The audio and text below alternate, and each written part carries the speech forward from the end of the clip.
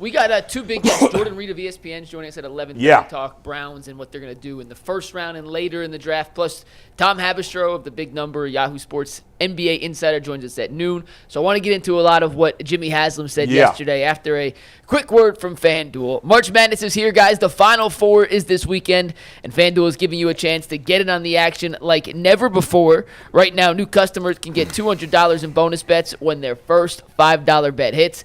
That is $200 extra bucks to use on everything from buzzer beaters to Cinderella stories. You can even pick who's going to cut down the nets. Just visit FanDuel.com/UCSS and get in on the college hoops action all tournament long. We have a winning ticket today. This comes from Rick Hakala, who won $45 on just a $5 bet from that Cavs Magic game a couple weeks ago. He had a 3-part parlay, first basket scorer, Garland over 2 made threes, and Allen to record a double-double. It all hit, so shout out to Rick Hakala for the winning ticket. If you have a winning ticket, send it in to us so we can feature it here on UCSS. All right, let's get to it, Mike. Jimmy speaking at the owners' meetings. He gave a lot of interesting comments, and Bull, we're going to let you read these once Steve pulls up the graphic, but he talked on a number of different things, including not forcing a quarterback at 2 if they don't believe it. It was a swing and miss on Watson and a little bit out of the stadium.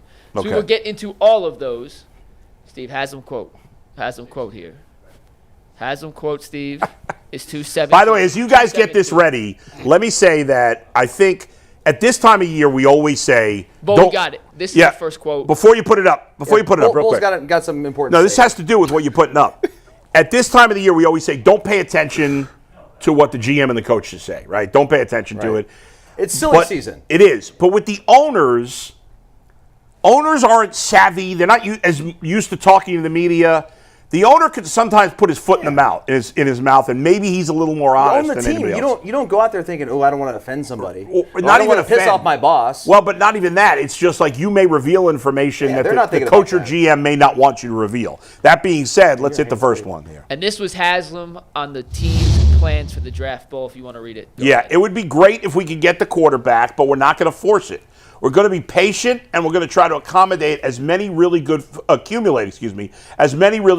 players as we can. I think the message is if the right person is there, we're going to take him. If not, we'll figure it out for a year or two until we get the right person.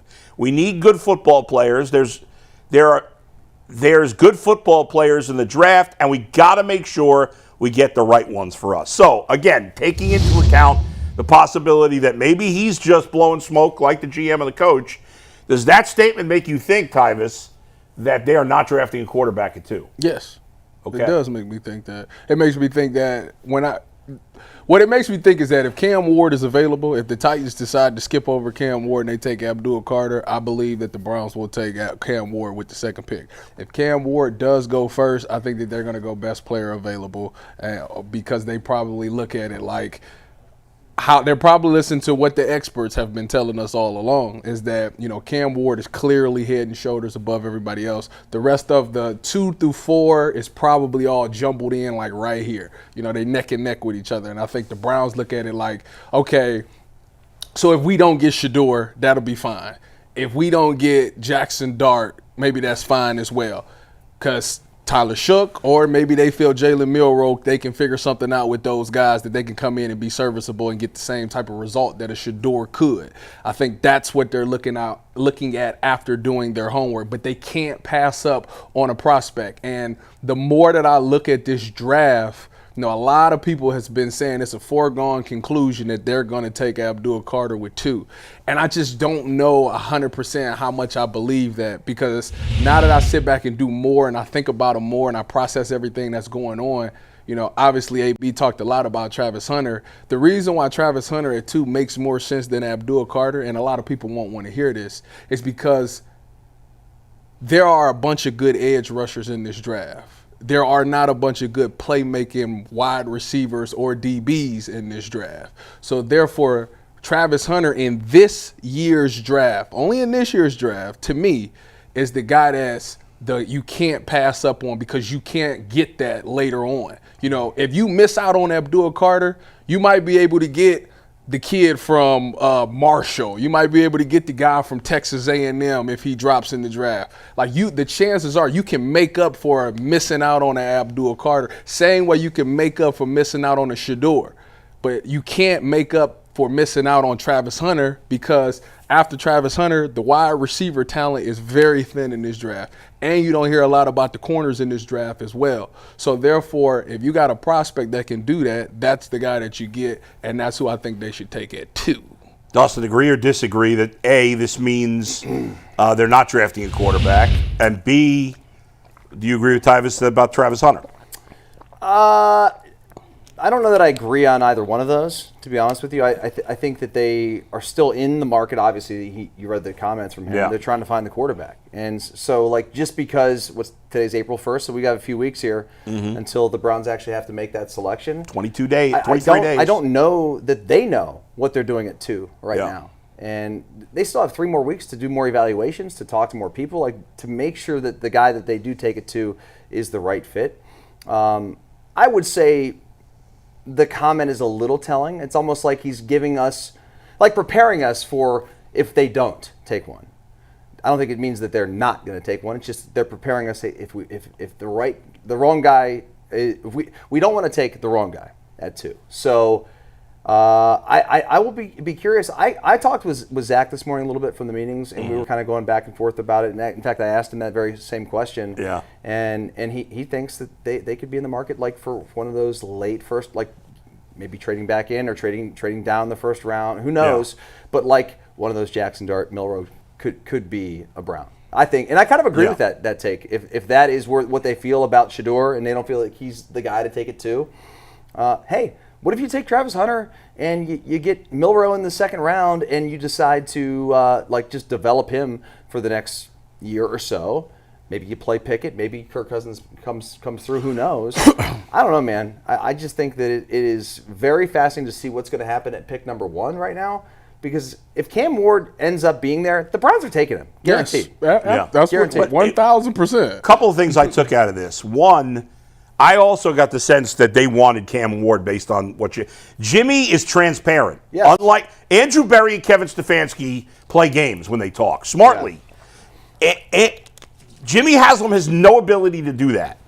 So he didn't. When he said we're not going to reach, that makes me convinced that that Andrew Berry or somebody in the front office has said that we're not going to take Shador Sanders. Again, I'm just reading into it. We don't know for sure. That's my take of it. So, but if Cam Ward is the guy they want, then they should be. I know that, and they're not going to admit they're looking to trade up to 1.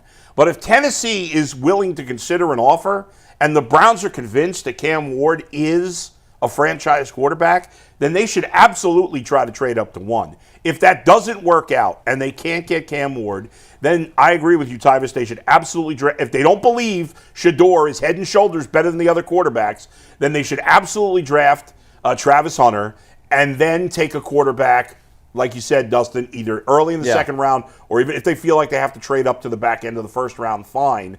Because if the gap between Dart and Shuck and Milroe and Sanders, in their opinion, is not much, well, get the guy who's probably the most talented player in this draft, and then get the guy you might think is still the second best quarterback, somewhere between 20 and 33.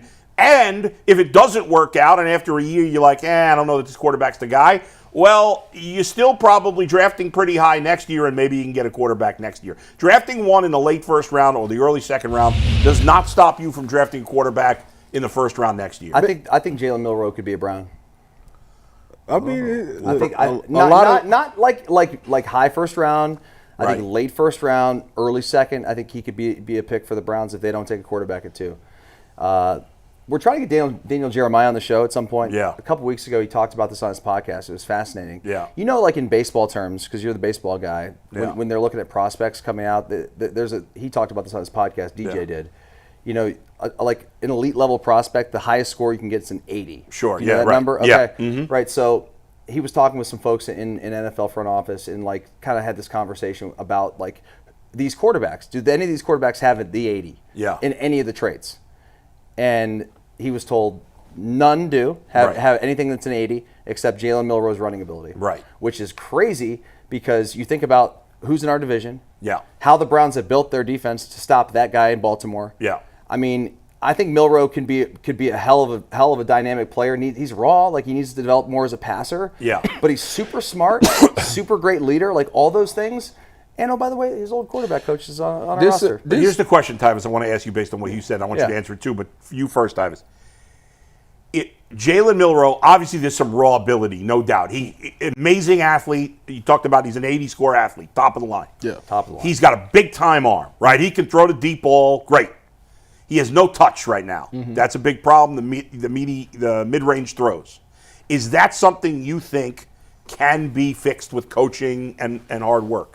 Because it seems like the guy's a hard worker. There should be no reason he couldn't fix it if that's possible. Or is that something you just have or you don't? No, I think you can work on touch. I think that what it comes down to is when I look at Jalen Milroe for the Browns, to me, I think they look at it's a high risk, high reward type of thing.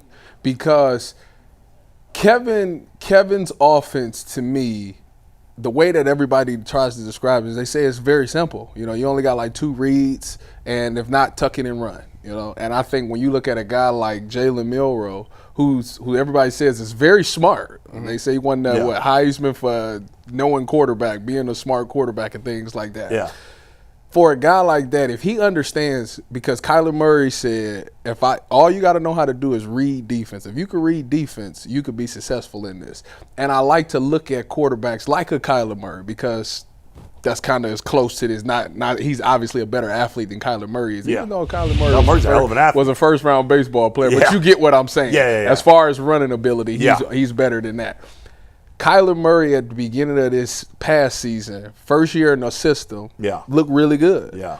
And then obviously things kind of fell apart towards the end. So to me, I look at Jalen Milroe like if they work with him, because Tommy Rees obviously worked with him before, and they went from benching him to starting him, and then he went on to have a really good season. So Tommy Rees already knows how to work with this guy to get him going, what to say. I think you got to clean up the footwork, which is one thing that I read about him. His footwork is not that great. So once you clean that up, and then he's got to realize, like, okay, every ball I'm not throwing at 100 miles an hour. Like, I need to give my – learn to pet the puppy, man. Exactly. Like, you got to at least take some of this off. Like, if I'm throwing it from me to you, like, I don't need to throw it 100 miles an hour. I can take some of this off. So explain this. That's what he needs to learn. Explain this to me, guys. Yeah. He was at Alabama, right? I know Nick Saban left, but Nick Saban coached him. Yep. I mean, he was around great coaches. There's great coaches at Alabama. Why weren't they able to fix some of those issues? And Kevin Stefanski He was only a 2-year starter, Adam. I mean, he played his first year starting was with Saban. He had better numbers than this year.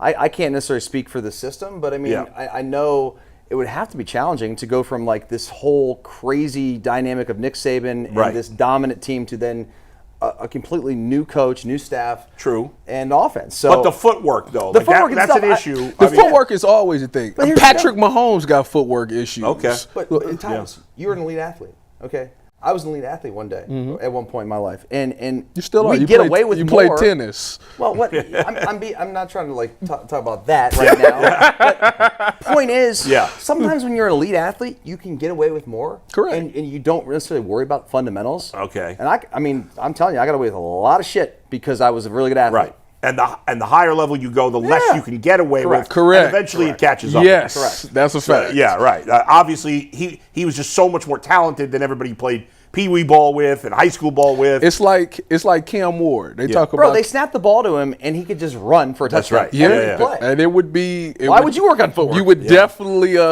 come see that. I think Browns fans would. I mean, that'd be exciting. Now, I'll say this last thing before we move on to the next comment. If Jalen Milroe's the pick, he's not starting in the beginning of the season. No. I'm just saying.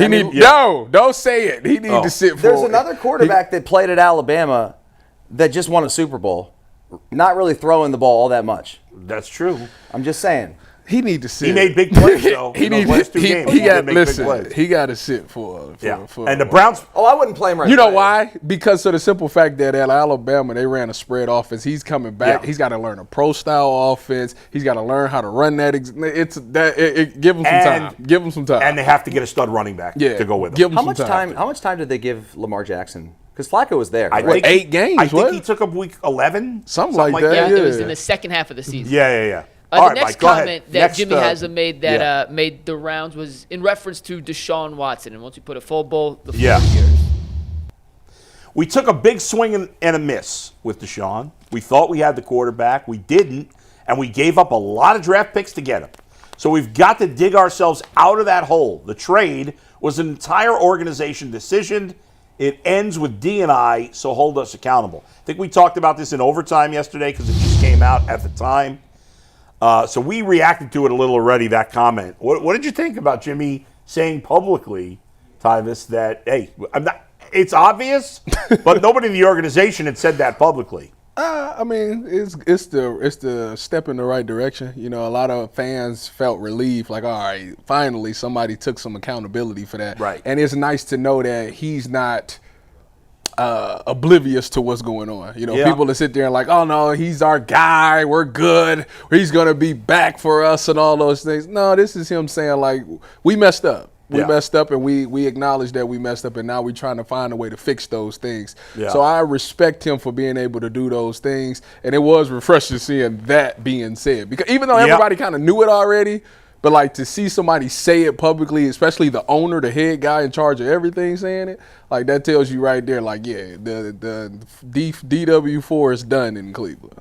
Oh, yeah. I don't think there's any doubt about it. Look, here. Yeah. I'm totally with you on everything Yeah. you said. I mean, it's finally because there are some fringe lunatics out there that still believe there was a chance that he was going to come play for the Browns or whatever at some point because he's still on the payroll. Like, it's not over yet. No, it's over. It's over. That's it. That ship That was the sailed. final blow. Yeah. That was the final straw. Yep. Like, he's never going to put on the uniform again. He'll probably never step inside the building again. Yeah. No. Well, he's rehabbing. Yeah. I did think it was funny. One part that you didn't put in there, and we didn't talk about this yesterday either. Dee Haslam apparently said, it didn't work out because of the injuries. Now, obviously, injuries played a big role in this, but it wasn't just the injuries. Mm-hmm. He was crappy on the field when he was healthy, for the most part. All right, fine. We got one more quote from one last thing Jimmy. on Deshaun, then we'll get to the stadium part of it. But we have had endless discussions on this show online of who was driving the bus for the Deshaun Watson trade, right? We've gone back and forth. Was it a Berry decision? Was it an ownership decision? Stefanski, who? The fact that the Haslams, Jimmy specifically, came out and said, hold us accountable, does that make you think that, or does it give you any clarity on who you think was driving the bus? No. Or do you think they're just taking the blame for it? No, I think they whether just it was their choice? I think they just taking the blame for it because at the end of the day, if he takes the blame for it, what they gonna scrutinize him? No, He said it was an organization. I'm sure they were all on board. Yeah. It's easy to say you it don't make now. a call like that without having everyone. No. Like even if you're Jimmy Haslam, as much as you paying the money and you run everything, you still want your people around you to support the decision. That's right. And by the way, again, it's all revisionist history that everybody's negative about it now. At the time, it made a lot of sense. Number two, the relationship with Baker, having nothing to do with Deshaun Watson, had already soured. They might have had to move on anyway. So I don't believe that Kevin Stefanski, I will never believe that Stefanski and Berry didn't want Deshaun Watson. I don't buy that at all. Yeah, now, when he turned them down, and then Jimmy said, let's offer him all this more money, maybe they thought that was a bad idea. I think that's possible. But I don't believe that there was ever a time where Stefanski and Berry weren't interested in Deshaun Watson at all. I don't believe that. How could you not be? Yeah. I'm about to say coming off of the year that he had With no talent around them in 2020. It was at that time. It was everybody thought it was the right thing. Obviously, you look back, fast forward now, it was terrible. Yes. But at the time, Deshaun was one of the best quarterbacks in the league. That's correct. So. That's correct. All right, Mike. Let's hear the last Jimmy. thing that Jimmy said that I thought was at least worth discussing was in relation to the Browns' new stadium. He talked about how excited they were to get it, and this is what he said in terms of the funding and whether or not that comes through. All right, here's Jimmy. I mean, here's the positive. Is we will know on the state funding by June 30th. And so assuming that goes well, then we can then move quickly to try to start sometime in the first quarter of 26. So this is not going to be a drawn-out 2 or 4 year deal. It's either going to happen and happen quickly or we'll go to plan B. Now, listen, here's the thing. I've said this once. I've said it a million times. But real quick, he said plan B was renovating downtown. Okay. They're not renovating the downtown stadium. This is not happening. There's no chance. This is Jimmy. Listen, we got politicians saber-rattling in Cleveland, and we got Jimmy saber-rattling. Neither side is genuine here. They're both looking at their own political interests. both the politicians in Cleveland and Jimmy Haslam. That's all they care about. The state should never spend money on sports teams, in my opinion. It should never come from taxpayer money. However, it probably will. But even if it doesn't, Jimmy is a multi-billionaire. This facility is going to make him billions of dollars. So if he has to put in that extra $600 million by himself, which again, I don't think he's going to, because I think the state is going to give him that money. But even if he does, he's going to do it 100% because he knows what's coming for him money-wise. There's no way they're renovating that stadium. No chance. I would say I think you're right about that. Right, yeah. In terms of like what people want or whatever, this is all politics. Period. Yeah. This is going to come down to the politicians at the end of the day. Yeah. And there are going to be people that love the idea of the stadium being in Brook Park. Yeah. And there are going to be people that hate the idea. I just saw the Kelsey brothers did the podcast, and they're ripping the idea that taking away the stadium. But they love the rendering, though. But they love the rendering. It's like, okay, everybody's going to love it. We all want to be nostalgic. Yeah. Until you're sitting in that dump down there by the stadium watching a 1-16 team. And by the way, the great teams didn't play at that stadium. Why you got to call it? May have been that location, but not that stadium. A stadium. It's a dump. Come on. It's an absolute dump. It's awful. They have painted a lipstick on a pig with that dump down there. There's no chance they're renovating that. This stadium's going to be open in, 29? 29, correct. And the only question is, will the state contribute the money or will Jimmy pay for all himself? Dude, he gave almost $300 million to Deshaun Watson. He can't come with $600 I mean, come for on. a cash cow? They spent money on the Bucks. He's got the Columbus Crew. I mean, it's pretty simple. Please. His buddy's tied up. His money's not tied up. His money all tied. That stadium's happening. There's no debate on that. It's just who's going to end up paying part of it. All right, Mike. We got our first guest coming up in a couple of minutes. In a sec, yeah. I did. Yeah. Dustin mentioned the Kelseys when they chimed in on the stadium thing, and I wasn't sure if we were gonna have time for it, but I think it is worth asking. Dustin, so you played in the NFL. Tyvis, you played in the NFL. The Kelseys both played in the NFL. Mm-hmm. Jason Kelce admitted that he may come off as a curmudgeon in the instance because he likes playing outdoor football. He likes the elements. He talked about the playoff game against the Rams that the Eagles had this year. He's in favor of that. When we listen to people's opinions on the stadium, dome, downtown, outdoor, whatever, do players' opinions, do we have to take that with a bit of a grain of salt? Because they're not looking at it from the same standpoint that 99.9% of people who attend a game are looking at it. You see what I'm saying?